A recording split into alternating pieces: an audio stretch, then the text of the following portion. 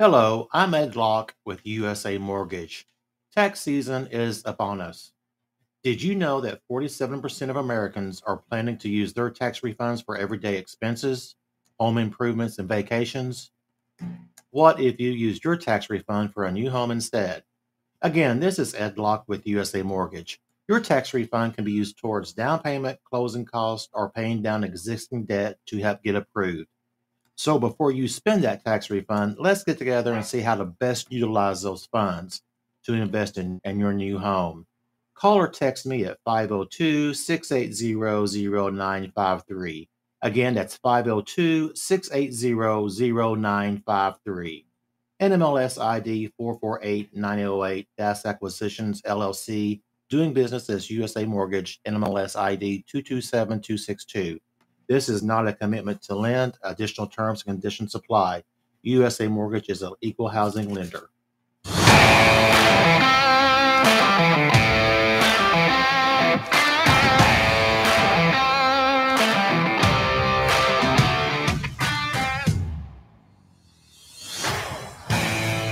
You have scoured the podcast world. You have finally found the place where news is weighed in the balance. And Jerry, 2 words and 2 question marks.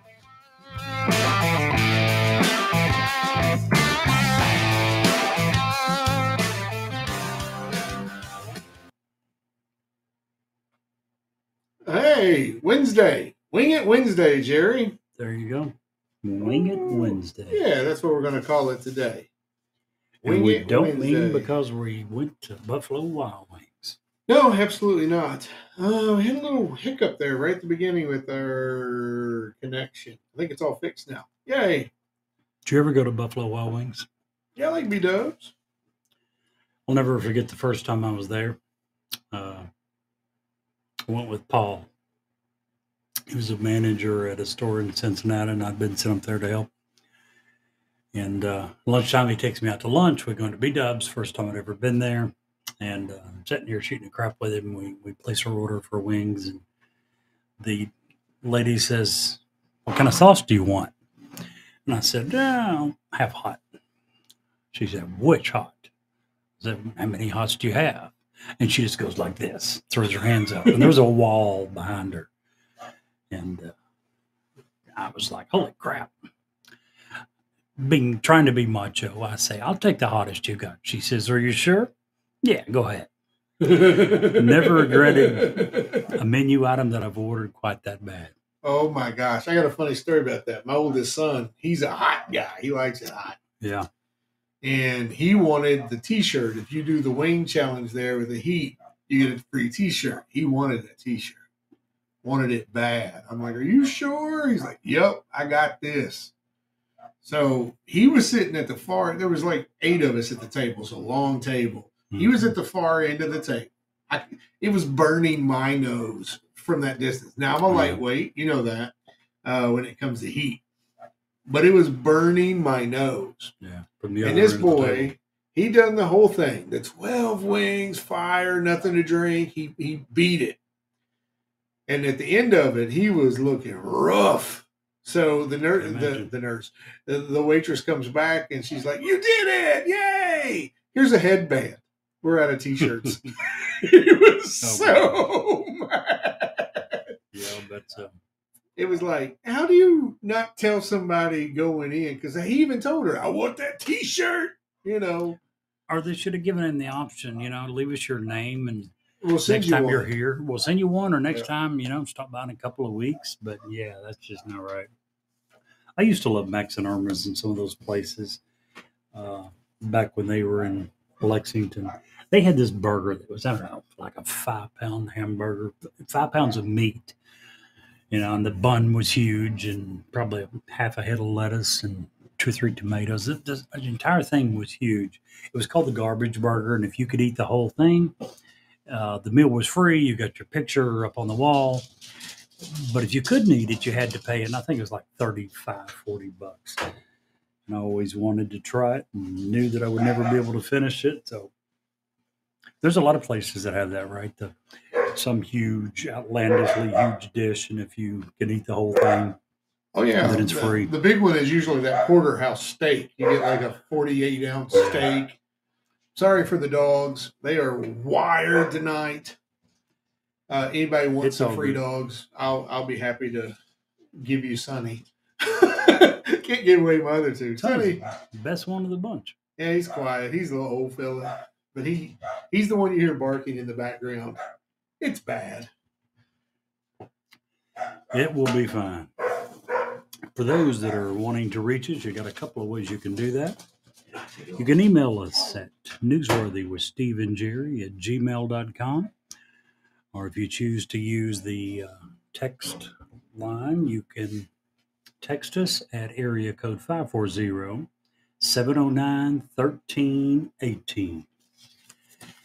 And we would certainly love to hear from more of you guys. And Steve is always saying suggestions, criticism, whatever it is, we'd love to hear it. So bring it on. Crazy news in week. A lot of stuff going on.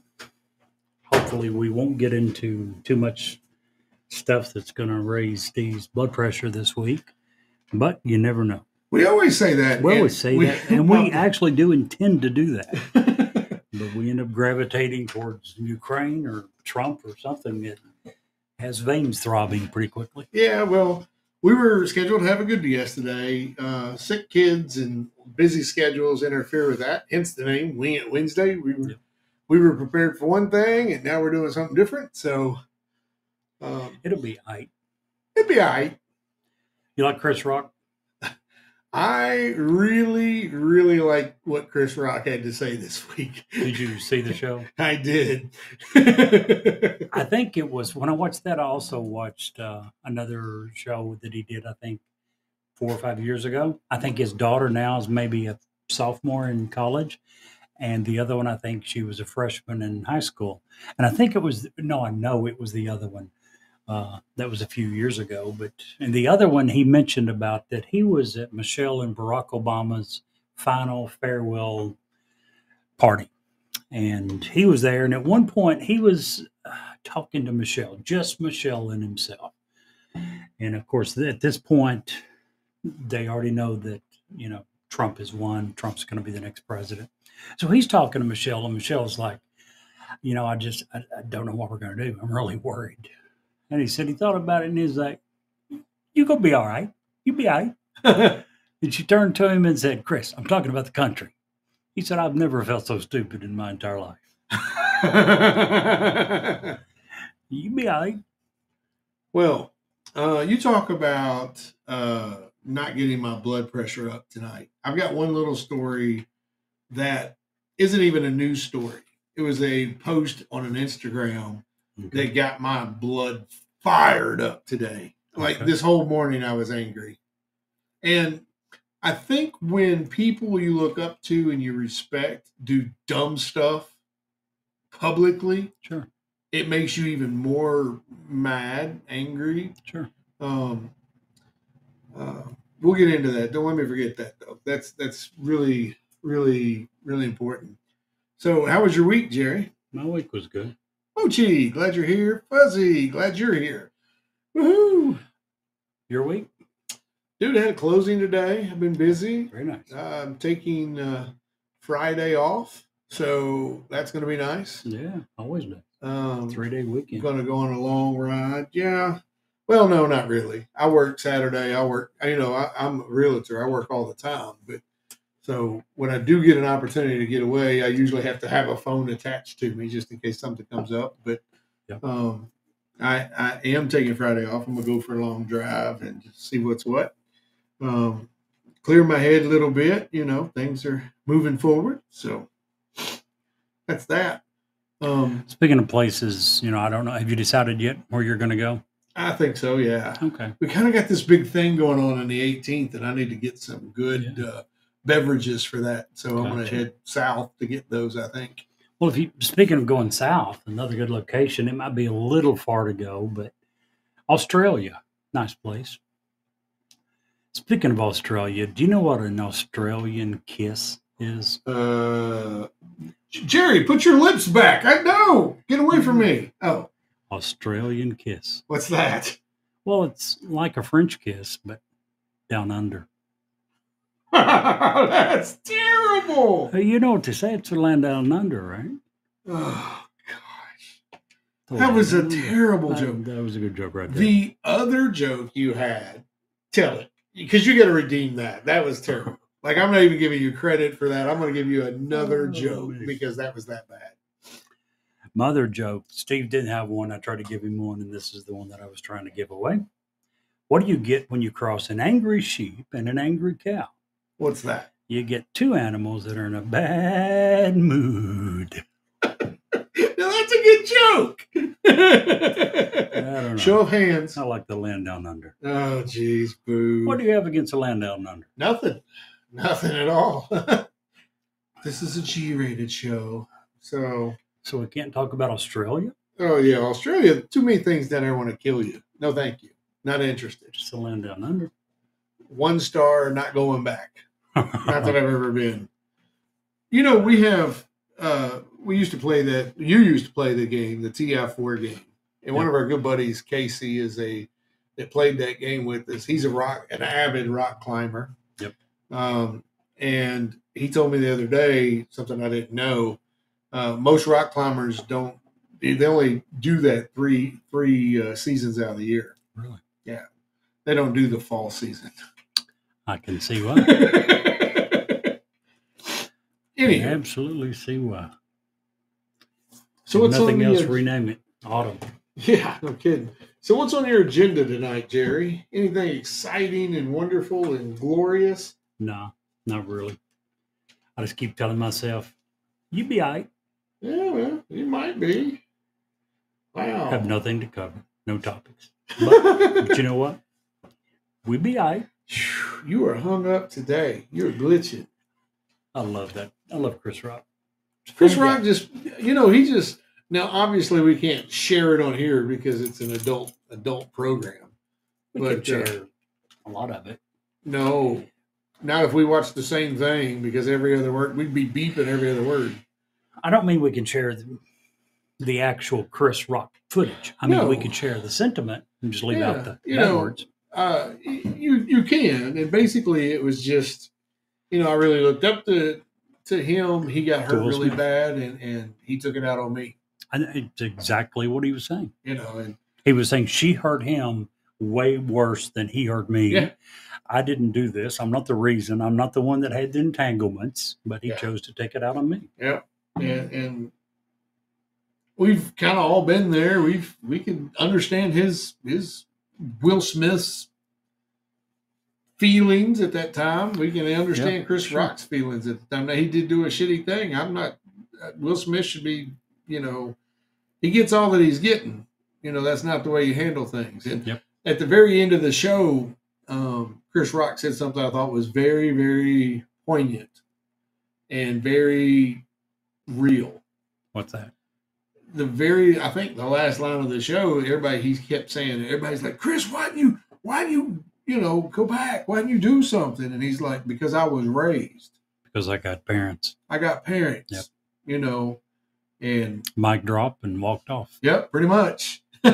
What was the name of the show? Do you remember? I don't. 2 words. Selective outrage, was it not? Oh, yeah, I think so. And if you remember, this was an hour-long show? Yeah. And he didn't get into the Will Smith incident until maybe the last 10 minutes. So he talked quite a bit about selective outrage from early on. But the name, I think, was Do Will. It was, he chose to get outraged at me, and I don't know why, because I'm not the one that had the problem. But it was a good show. If you have Netflix or you have a chance to watch it, it's well worth it. Just don't let the young kids around. As Steve was saying, there's quite a bit of bad language there. Yeah, well, that's Chris Rock. And that is what it is. But I can empathize with both of them, honestly. I agree. And Will Smith has really isolated himself. Yes. Because of his actions, because of his inactions. And he's having a real hard time just getting through the day at the moment, I would think. Yep. He's got a new movie out, but I think that was all done pre all of this. I think it was all ready to go pre all of this. But Absolutely hate what he did. It was wrong, blah, blah, blah. But like so many people, other people, I believe in second chances, and I think he's probably been punished enough. So I hope the media and industry people begin to lighten up on him. I do think Chris or Will Smith has suffered a lot. And he was a great actor. You know, he's got a ton of good movies out there. one of my favorite. So, yep. I love Independence Day. Oh, yeah. By far one of my, it's in my top 5. And I have a rotating top 5. It's always in my top 5. Welcome to Earth. Favorite line ever. All right. So let's get into the show here. Let's do it. Let's do it too. Let's do it. All right. So I'm going to start today, so I don't want to forget where I was going to go with my selective outrage. So today, as a result of the Lamar Jackson contract dispute. Now, if you're not an NFL fan, Lamar Jackson used to be a quarterback here in Louisville. Was a good quarterback for the most part. He was way too skinny coming out of college, so he had to bulk up quite a bit. And then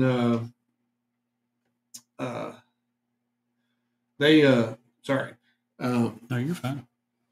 I have no idea where you're going with this. I saw the headline and didn't read it. I thought he just, from what little I read, I thought he just sounded like they put a tag on him. They put a restrictive franchise tag. Which means he can't be traded, whatever. No, the one that they put on him means that they give him permission to talk to other teams. Okay. And the minimums, I think, to begin the conversation are 2 first-round picks. Okay. And they have the right to match any offer. So the Ravens have that right. But was there not a guaranteed amount given to him with this tag? Yeah, I mean, it's something stupid, about 34 million or something like that. Right? Something stupid, 34 million? Well, to them it is. For me, that I'll never make that my entire life. He's going to get that for playing 7 or 8 games of football.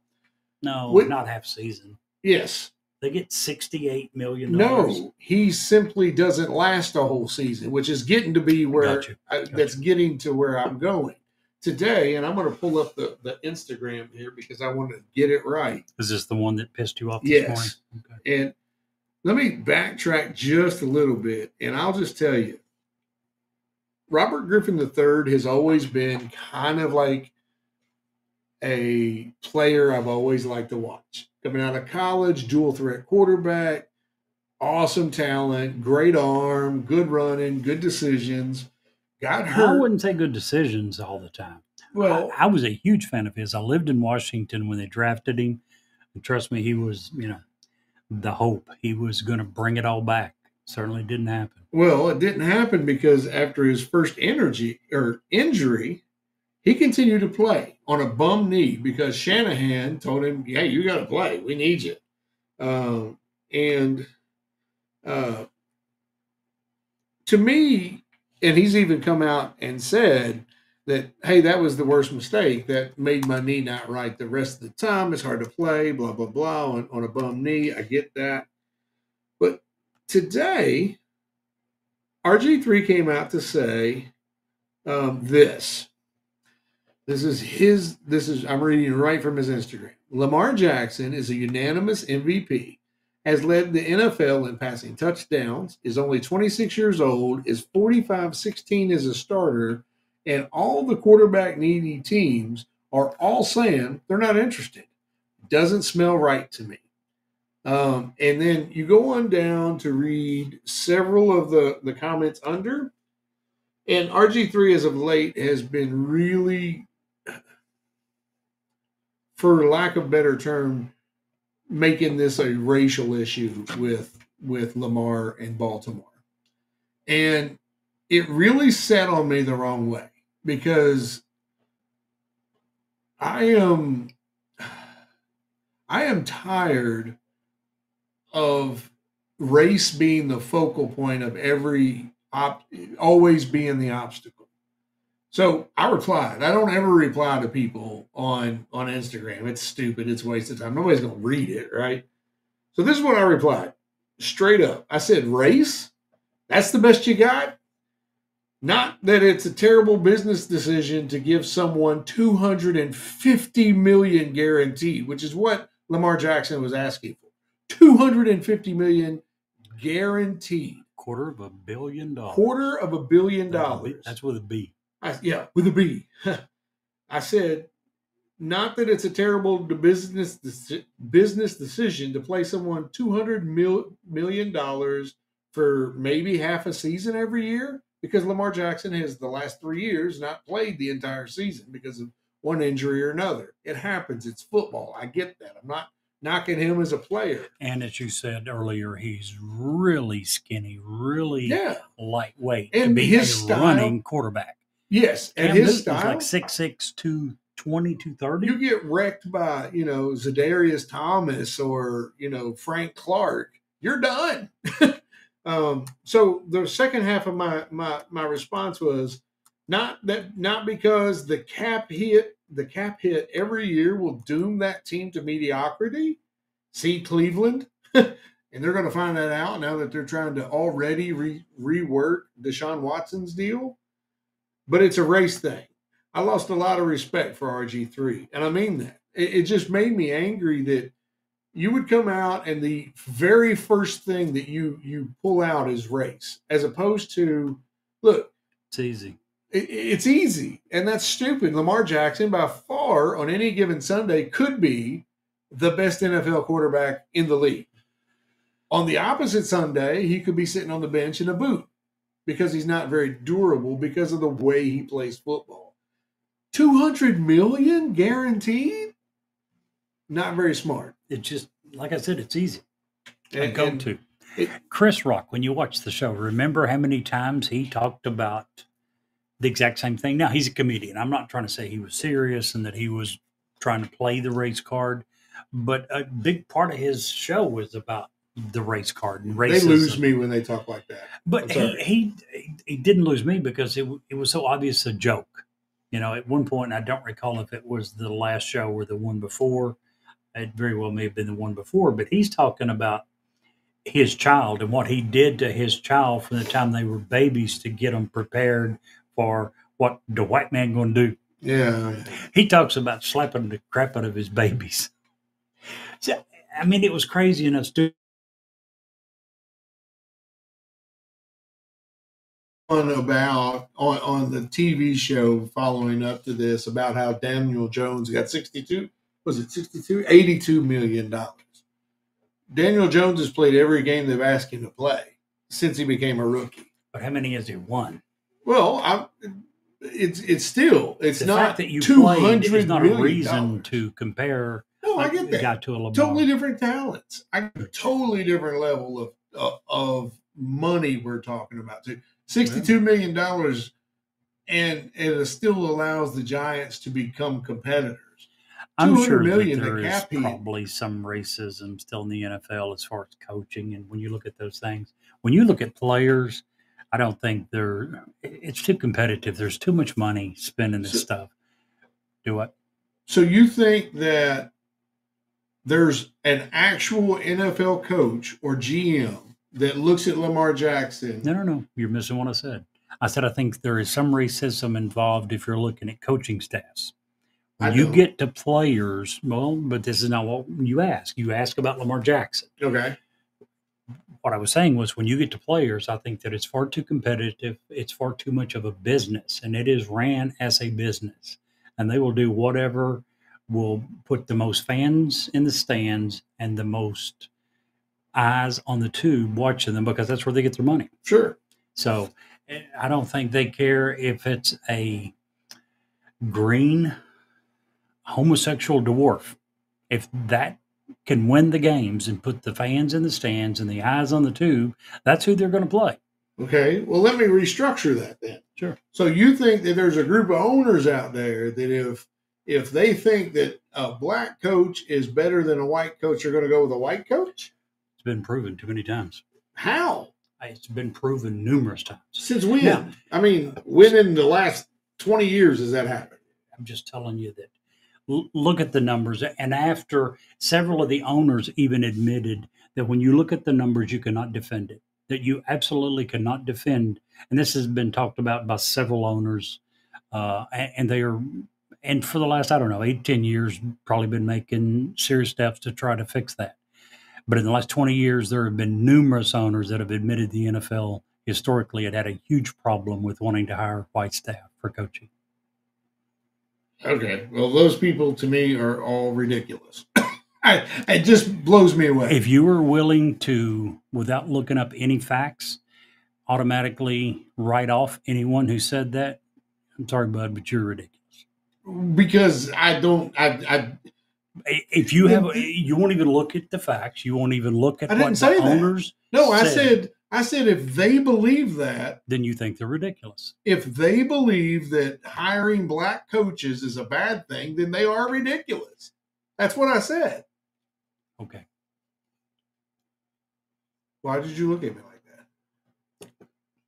I just explained that several coaches had said that was a problem in the NFL, and you said that's ridiculous. And I mean that. If there's an owner out there, to me that you thought that it was ridiculous they were saying that. No, I now understand that you're saying that it's ridiculous that they feel that way. Prime example, and I'm going to butcher his name. I always do. Eric Bieniemy just took a job as OC at Washington, the Commanders. I can't say any better than you. The whole gig for this racism thing in coaching has been Eric Bieniemy. Oh, he's a terror. He should have been a head coach 10 years ago. Well, if you ask any GM that's ever interviewed him, he's a terrible interview. He's not called, and we're going to find out in Washington.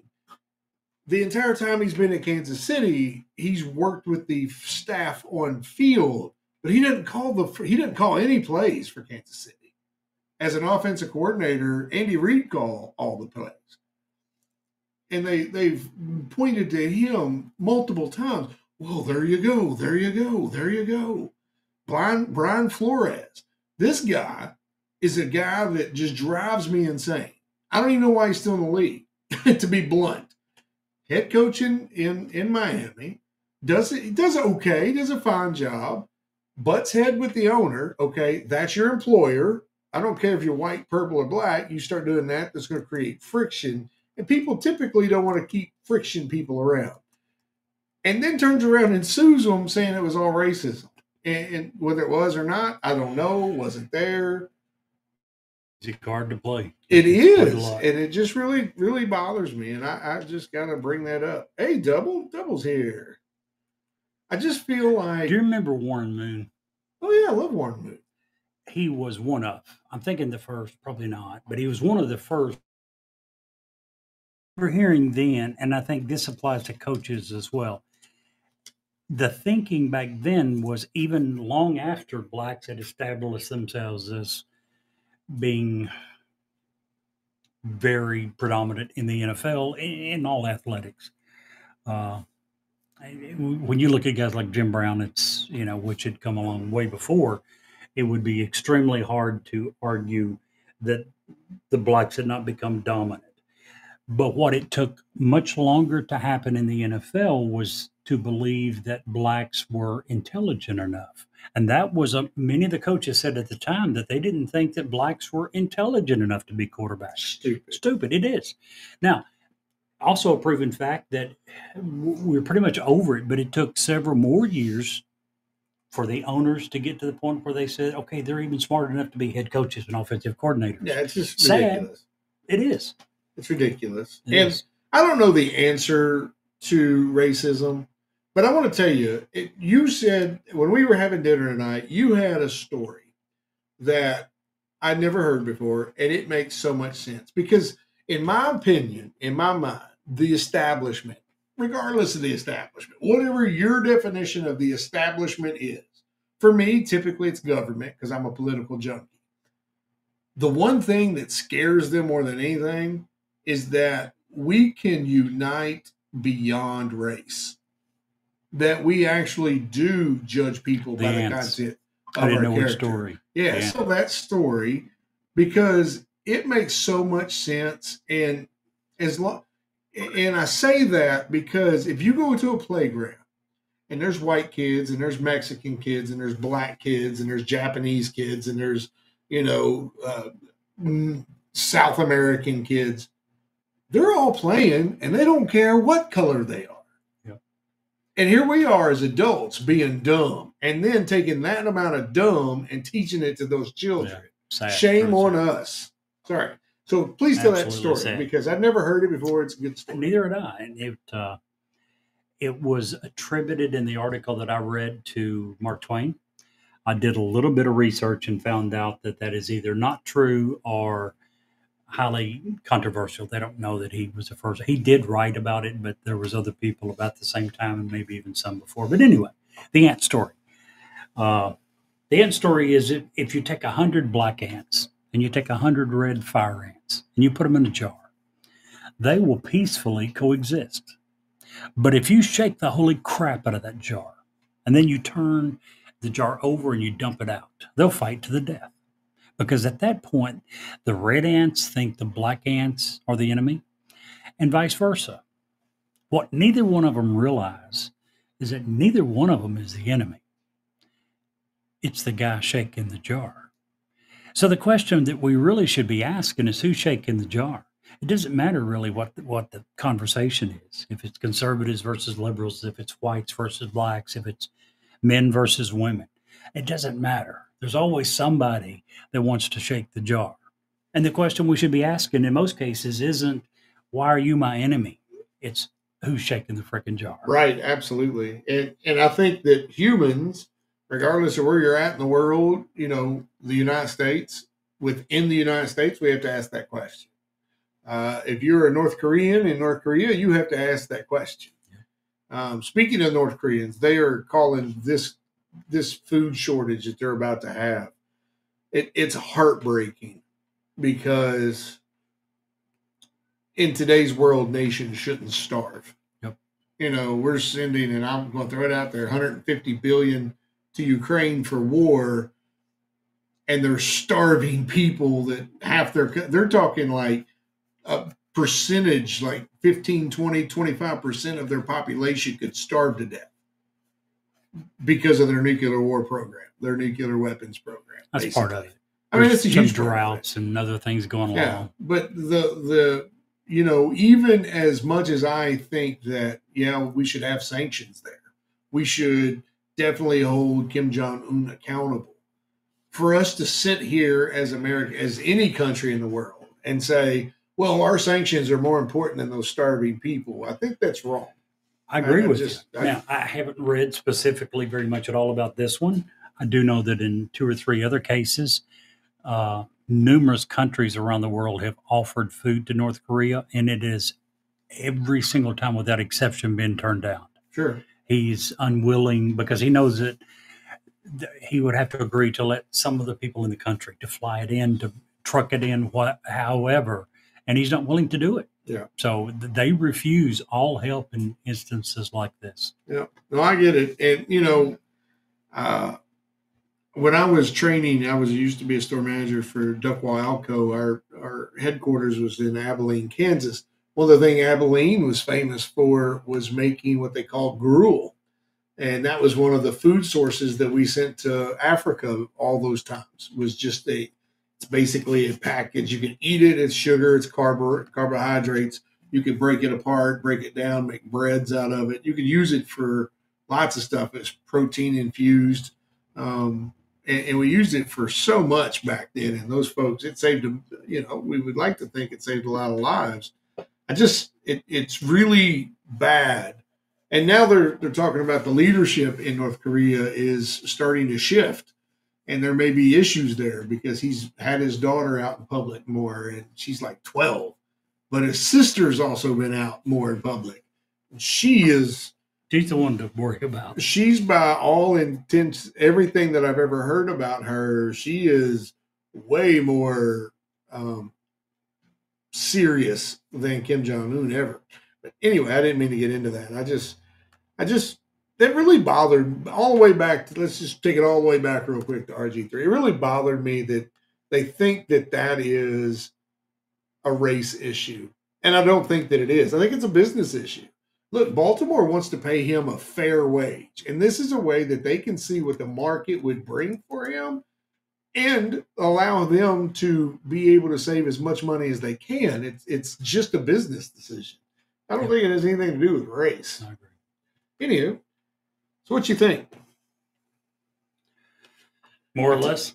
I'll tell you what I think. I think it's time for a commercial. Absolutely.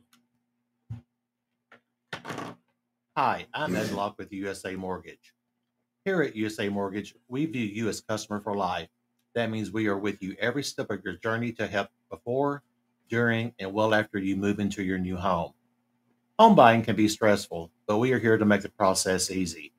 I know drive and determination with my very talented team here at USA Mortgage will make for some incredible things.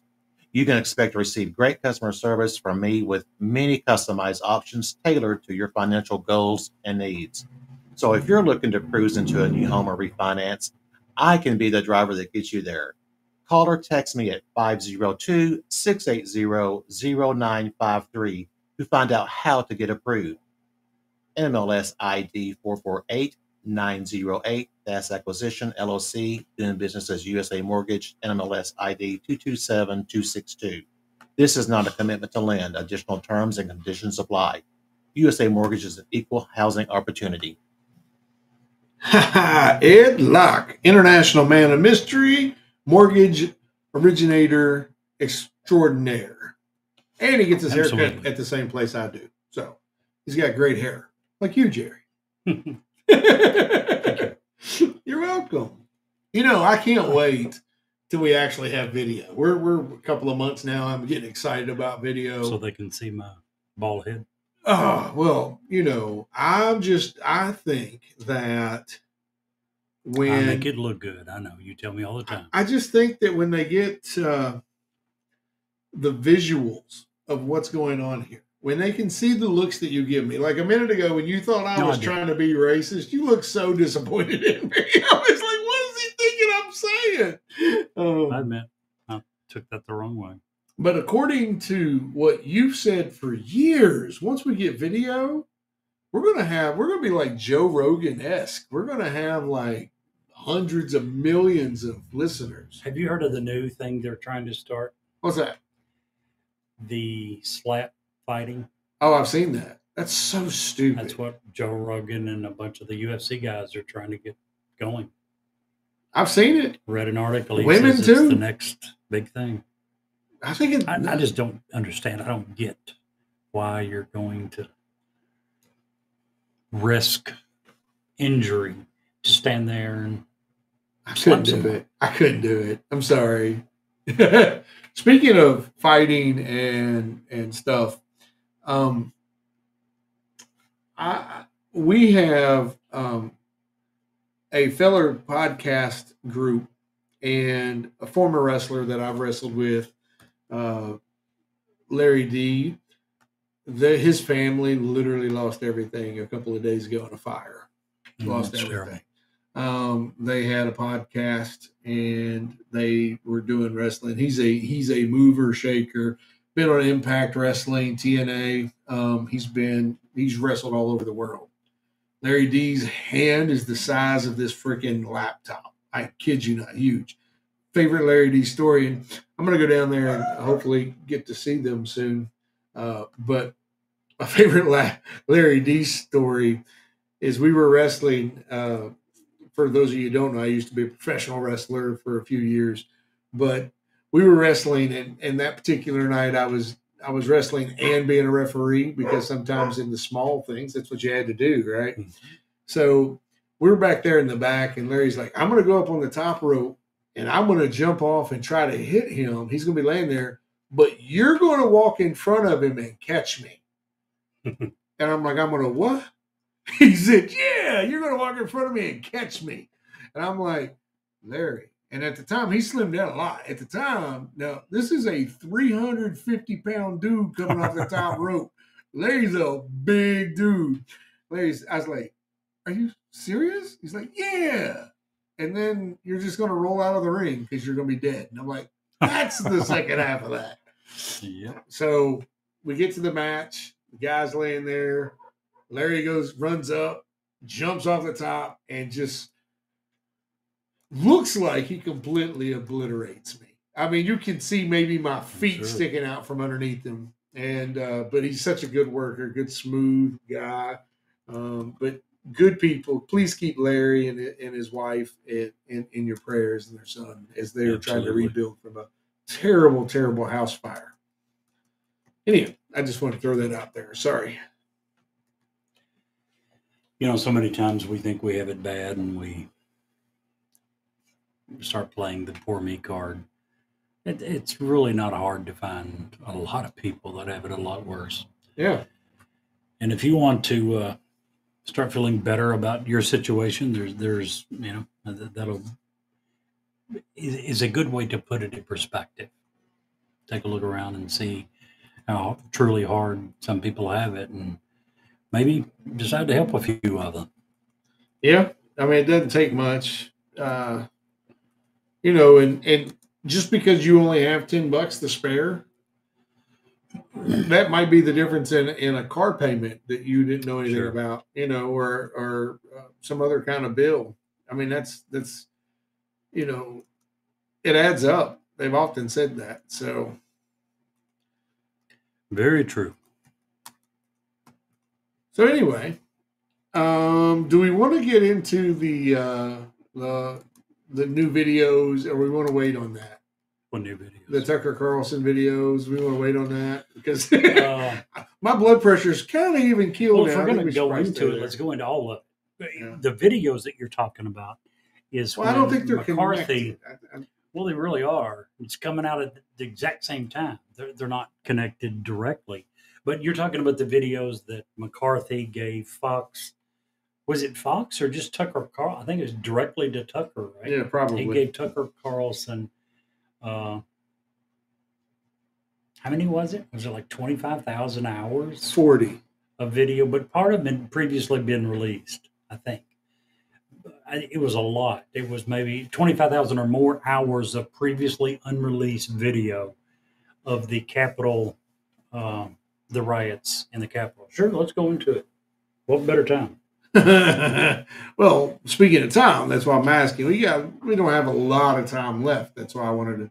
Maybe we should hold off on that a little bit. If you want. Huh? If you want. Yeah, let's hold It's up off to you. because that way we have. I think it's one of those things that's still developing, and I don't want to come on record and being wrong about everything. Well, if you go with what Tucker is telling, you're going to be very wrong. He's cherry picked and he's found Tucker is trying to minimize, and that's why McCarthy gave him, you know, exclusive access to this video.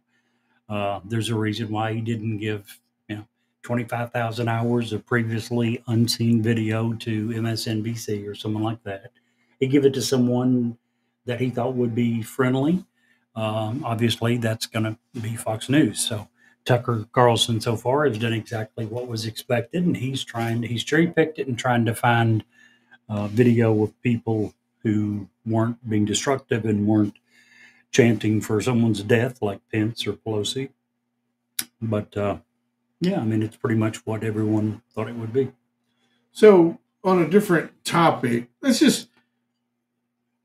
Do you think Biden is going to run again? I don't know.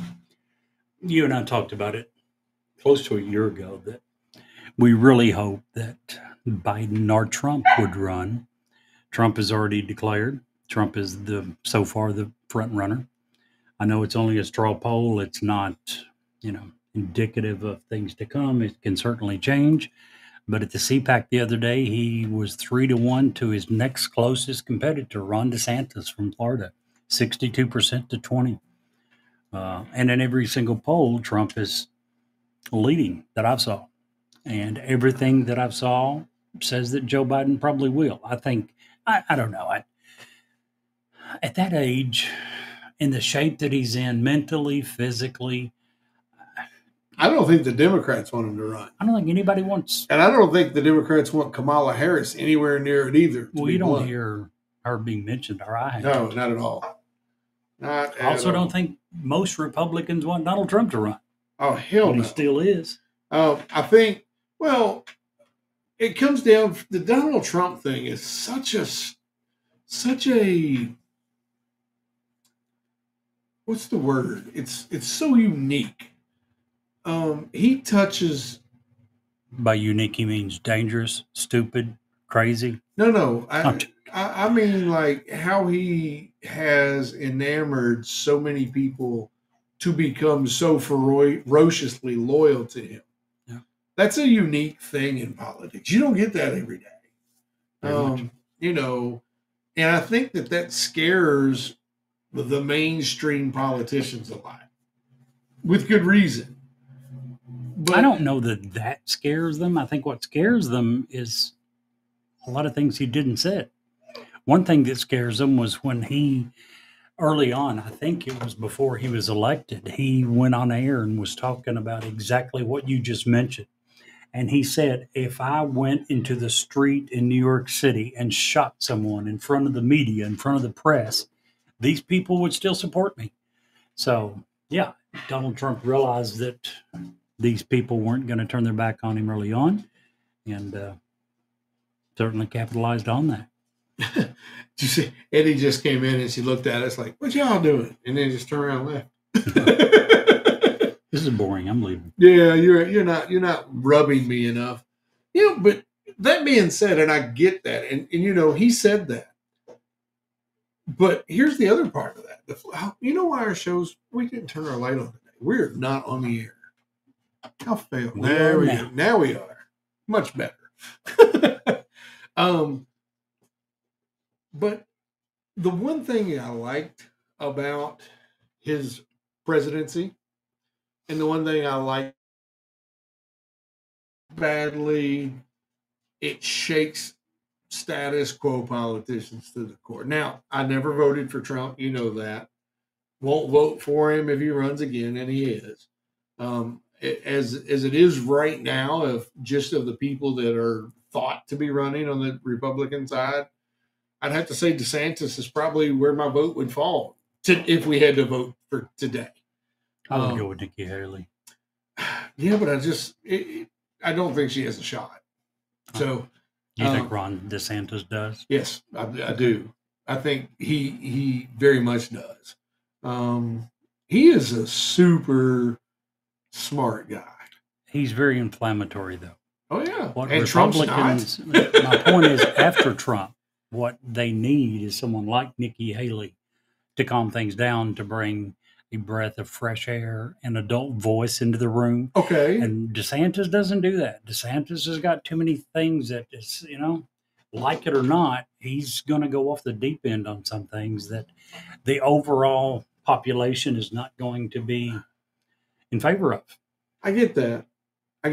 But when you say Nikki Haley is going to calm things down, do you say that in terms of going back to status quo?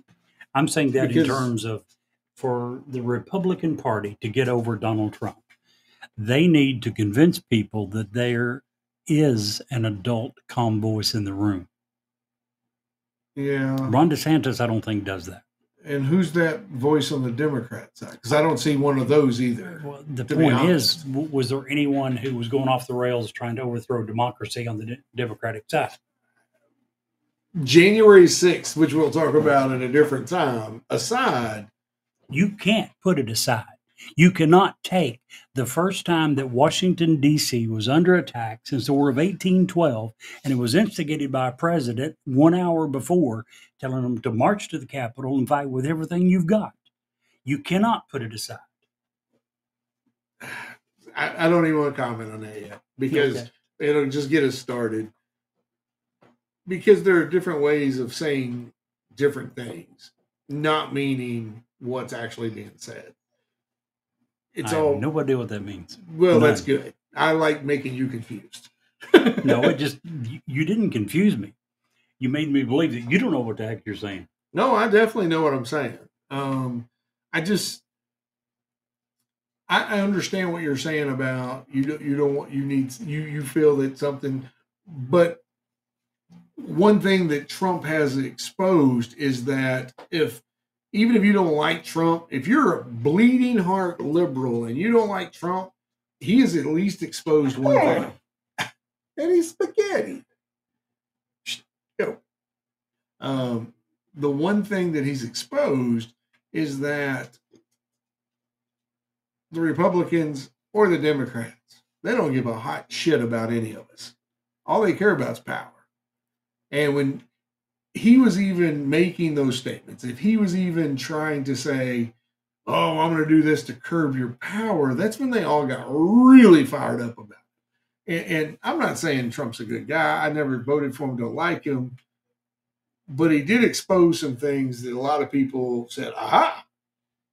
When everybody, and it's like I told you earlier with the Tucker Carlson stuff, when all of Washington is against you, you're either way off the ranch or you're getting really close to home. So, and I think that Trump did that in some respects. But I think that Trump did a lot of good things in some respects. I think one of the best things that he did was he let Americans believe you don't have to be a lifelong politician to be able to do this job. No, just have to be a billionaire. That helped. Yeah. That certainly helped. That's the one billionaire that I wanted to win never did, Ross Perot. Yeah. Well, Ross actually probably had the best opportunity as a third-party candidate until he quit the first time. And then he came back, and that killed his campaign. Yeah. You can't be shown as a quitter when you're running for president and then expect to be welcomed back with open arms. I would agree. Bluntly. But, whoo, hey, you know what? What's that? We've almost made it through a whole show. I haven't really talked about Jack. You haven't talked about it. Man, I have been doing all the work here. Okay, I'll help you out a little bit. At least I'll make an offer. You said that we're going to wait to talk about the Tucker Carlson video. Do we also want to wait on what's coming out about what Tucker Carlson, Rupert Murdoch, Brett Baer, Laura Ingraham well, I'd like to. I mean, literally that came out right as we were getting. I haven't. No. That's been coming out for a week or better. Okay, well, I haven't seen it, so I'd be going in blind. We'll wait. That's not fair. That's not fun. You know what I mean? Then I totally agree. We shall wait. Because I want to be able to have a wonderful conversation with you, just because that helps our. It helps our show for me to be able to have a smart conversation. There's not going to be a lot for you to find. I'll just tell you now, and I'm not bragging. I'm just basically what we're talking about, the part of the January 6th lawsuit between Dominion voting system against Fox Network for $1.7 billion has been hitting the news recently because as part of discovery, they requested all related information from Fox, and Fox turned it over. And some of it, they turned over a ton of it. Part of it they didn't turn over. They later claimed they just missed it. But some of the other individual people turned it over. So Dominion has every friggin' internal email from Rupert Murdoch and the president and the CEO and all of the big newscasters, Tucker Carlson and Laura Ingraham and all these guys. They have all the emails. And there is an absolute ton of damaging information that has come out where these guys, without exception, every single one of them were slamming. I'm not going to get into it too much, but there's a ton of information where they were absolutely making fun of Trump, everything that he was saying, Sidney Powell, all of it. And then they would turn around hours later and go on air and just simply parrot whatever Trump was saying, which is why that their Fox News is probably going to lose this lawsuit, which will be huge, $1.7 billion. Well, they could say that, and I get that. Who can say what? Huh? You said they can say that. Well, what I mean is, if they go on the news and they go on these shows and they spout whatever Fox is telling them to spout. No. They're spouting whatever they decide. These guys are not being told by Fox what to say. And they have the emails. They don't want to be totally different. So Laura Ingraham has got several where she's like, okay, guys, what are we going to talk about today? But they don't have a higher up that tells them what to say. Gotcha. The big four, which is Brett Baer and Martha McCallum, Tucker Carlson, and Laura Ingraham. Those are the top four guys, and they don't have people telling them what to say. They're allowed to say whatever basically they want. Well, there you go.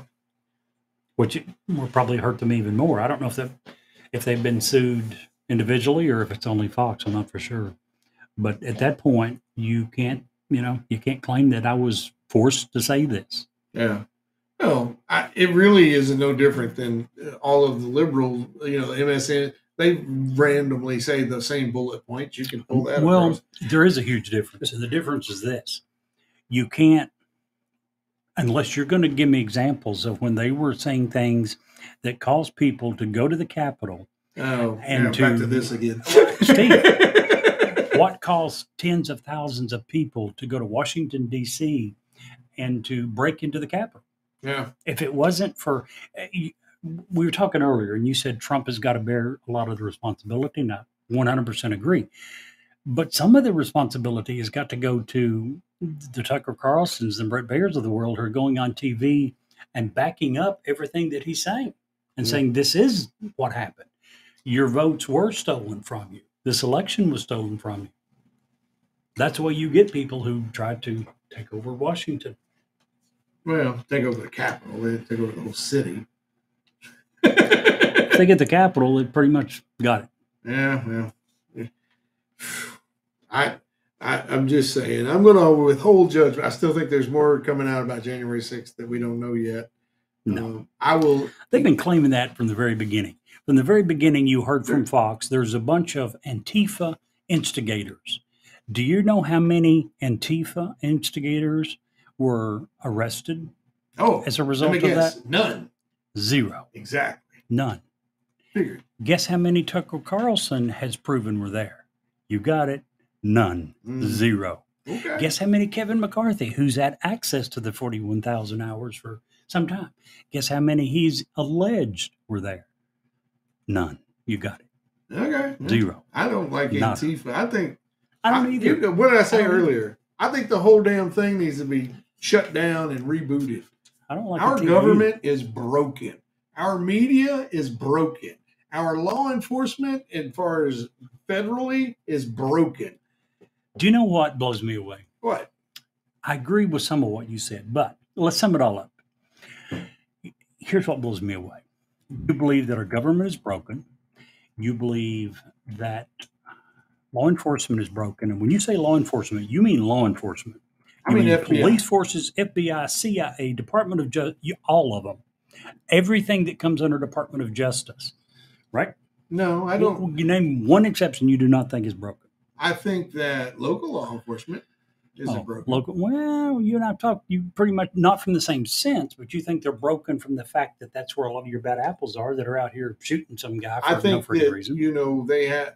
I just simply think that they need to be held to a higher account. Security cams do a much better job. That gives them some accountability.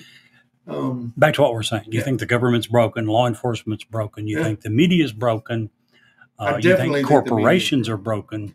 But what you do believe in, you think Washington's broken. Definitely. But for those of you that don't know him, do you know what this guy truly believes in? Rabbit holes, conspiracy theories. That is not broken. That is alive and doing well in Mr. Steve's mind. Oh, we're going to do a whole show soon on conspiracy theories. We've already done several. Why would we not do more? How can you sit here, watch whatever, take your pick of news, be it liberal news, Republican news, and it's all the same. It's all slanted. It really doesn't matter to me anymore about a D or an R. It doesn't matter from MSNBC to Fox News. It's all broken. And what they report on in Washington is all broken.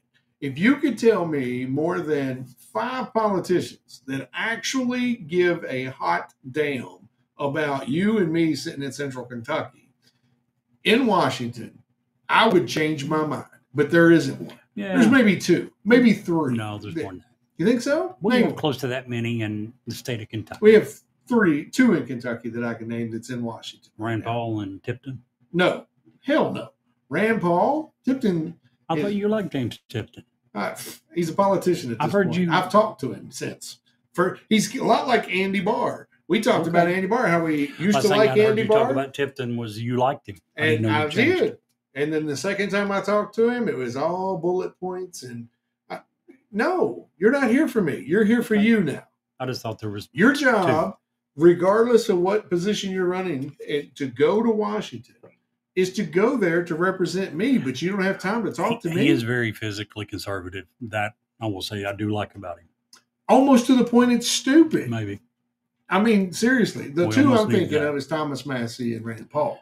Those are the only two people that actually I feel, and I don't think I would ever want to even have a beer with Rand Paul. He's very rigid, doesn't feel like a very cool I'll guy. tell you to one me. that's no longer there that I had a ton of respect for is Paul Ryan. No, not me. Ton of respect. Not me. You don't think the guy was saying what he truly believed? No, I didn't like Paul Ryan at all. What even didn't you a little. not like? He was a physical conservative. He told it Sorta. like it was. He Sorta. didn't try to get sort of in my ass. Tell me someone that was more physically conservative than him. Ted Cruz Rand wasn't Paul. near. No, he wasn't. Over Paul Ryan? No. I love that guy. Hated when he retired. I'm glad he's gone. Newt Gingrich is another one. I know like- you'd agree But with he's him. not there. I'm saying today. I still read stuff. I know he's not elected, but he's still pretty influential. I read Yeah. comments and things. That he's still the written. smartest guy in the room. He's still writing a lot of stuff. He's pretty involved. Yeah, and he will always, until the day he passes, will always probably be one of the smartest guys in the room. But I'm talking about people in Washington right now, regardless of the letter, that actually cares about the people they represent. You know, Well, we've talked. Manchin probably is one. Manchin Tulsi would be Gabbard one. is probably one. What's his name? The old guy about to fall over. Not Biden, the other one. Bernie Sanders. Bernie Sanders. Well, he doesn't care about his people. Yes, he does. No, he doesn't. Bull crap. He cares cares probably more about than anyone, his ideology. which he thinks will what help everybody. No, it will help him get reelected. That's the Bullcrap. difference to me. Look at that guy. That's not the life he's lived. That's not, I mean, he yeah, truly him and his believes 6 in what mansions. he says. No, he's stupid. He's what, 6 mansions? Yeah. He doesn't have 6 mansions. Where'd He you get has this? 3, I think.